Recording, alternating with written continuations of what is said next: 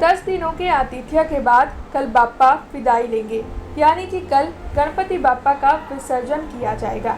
कल अनंत चतुर्दशी मनाई जाएगी। अनंत चतुर्दशी के दिन बाप्पा का विसर्जन होता है। जब गणेश महोत्सव शुरू होता है और भक्त बाप्पा का स्वागत करते हैं, उस दौरान उनमें जितनी खुशी और उत्साह होता है, उससे कहीं ज्यादा दुख बाप्पा के विसर्जन के वक्त होता है। लेकिन अगले साल बाप्पा को फिर लाने की कामना के साथ, इसी प्रार्थना के साथ भक्त नम आँखों से बाप्पा को विदाई देते हैं।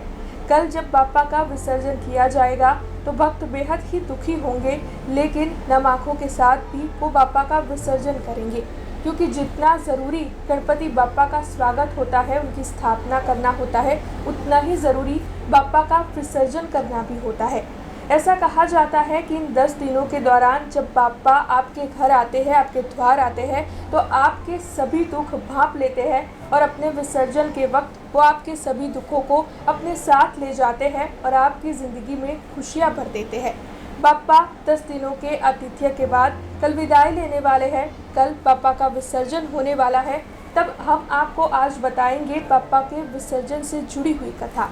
दरअसल बाप्पा का विसर्जन ज़रूरी क्यों है, इसके पीछे की कथा क्या है, आखिरकार बाप्पा का विसर्जन किया क्यों जाता है, ये सब कुछ जानेंगे हम आज के इस खास वीडियो में। लेकिन उससे पहले PRG न्यूज़ में आप सभी का स्वागत है। विघ्नहर्ता के विसर्जन से जुड़ी हुई ये जो कथा है, वो महाभारत के काल से जुड़ी हुई है। दरअसल महर्षि वेदव्यास की ओर से महाभारत लिखने के लिए एक लेखक को ढूंढा जा रहा था। तब गणपति बाप्पा ने महाभारत लिखने के लिए महर्षि वेदव्यास को हामी भरी थी। लेकिन इसी के साथ महर्षि वेदव्यास की ओर से एक शर्त रखी गई थी कि जब तक वो बिना रुके बोलते रहेंगे, तब तक गणपति बाप्पा को बिना रुके लिखना होगा। महाभारत की कथा सुनाने की शुरुआत महर्षि वेदव्यास ने गणेश चतुर्थी के दिन से की थी और वो लगातार 10 दिनों तक बिना रुके कथा को बोलते रहे थे और गणपति बाप्पा लिखते रहे थे। अब जब कथा पूरी होने के बाद महर्षि वेदव्यास ने अपनी आंखें खोली, तब उन्होंने देखा कि गणेश जी बिना रुके लगातार 10 दिनों से कथा लिख रहे थे। इसीलिए उनके शरीर का तापमान बढ़ा हुआ था। ऐसे में गणेश जी के शरीर के तापमान को कम करने के लिए महर्षि वेदव्यास की ओर से उन्हें सरोवर में स्नान करवाया गया। उस दिन अनंत चतुर्दशी थी। तभी से अनंत चतुर्दशी के दिन बाप्पा का विसर्जन करने की परंपरा शुरू हुई और इसीलिए गणपति बाप्पा का विसर्जन किया जाता है। कल अनंत चतुर्दशी है, यानी कि कल बाप्पा का विसर्जन होगा। तब सभी भक्त इसी आस के साथ बाप्पा को विदाई देंगे कि अगले साल बाप्पा उनके आतिथ्य को फिर स्वीकार करेंगे, उनके घर पर आएंगे, उनके द्वार पर आएंगे और फिर से उनके संकटों को दूर कर ले जाएंगे।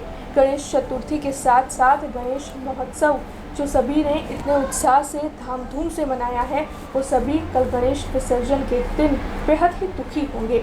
लेकिन बाप्पा का विसर्जन भी उतना ही ज़रूरी है जितना कि उनकी स्थापना करना ज़रूरी है। तब आप सभी को अनंत चतुर्दशी की शुभकामनाएं। ऐसी ही कुछ जानकारियाँ, कहानियाँ लेकर फिर लौटेंगे। आप देखते रहे PRG न्यूज़। धन्यवाद। हमसे जुड़े रहने के लिए हमारे YouTube चैनल को सब्सक्राइब करें और नई वीडियो की नोटिफिकेशन के लिए बेल आइकॉन को दबाएं।